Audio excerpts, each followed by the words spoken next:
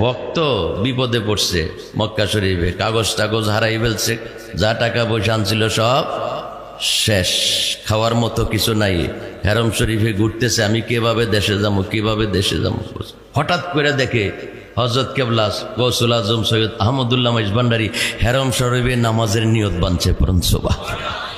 এই লোক তো দেখে খুবই হতবাক, আরে হুজুর তো এবছর হজে আসে নাই, হুজুর তো দরবারে, আমি তো বিদায় নিয়ে আসছি হুজুরে, হুজুর তো এখানে বাস অপেক্ষা করতেছে, হুজুরের নামাজ শেষ হবে আর হুজুরের সাথে দেখা করে সমস্যার কথা বলবে। বাস হুজুর নামাজ পড়তেছে, ওই লোকও দাঁড়াই আছে।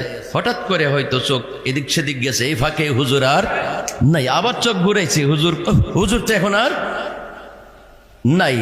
বাস আবার খুঁজে হুজুরে আবার পাইছে, যে হুজুর আমি তো বিপদে পড়ছি। কি বিপদ? কোজন আমার তো টাকা পয়সাও শেষ, কাগজপত্র হারাই ফেলছে, দেশে যাবো কেমনে?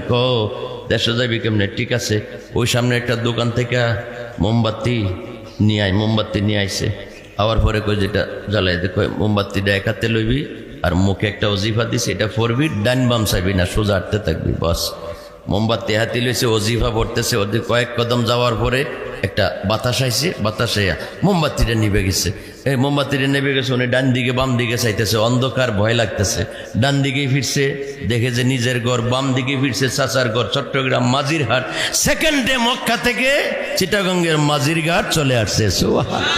বাবা কোনে তাকে আসমানেতে, কোনে তাকে জমিনেতে, বাবা কোনে তাকে আসমানেতে, আবার কোনে তাকে জমিনেতে, এক পলকে সায়ের করে সারাটি জাহান। বাবা এক পলকে সায়ের করে সারাটি জাহান। দুই কোলের সুলতান ভান্ডারী, দুই কোলের সুলতান, বাবা দুই কোলের সুলতান ভান্ডারী, দুই উচ্চস্বরে বলুন মারহাবা।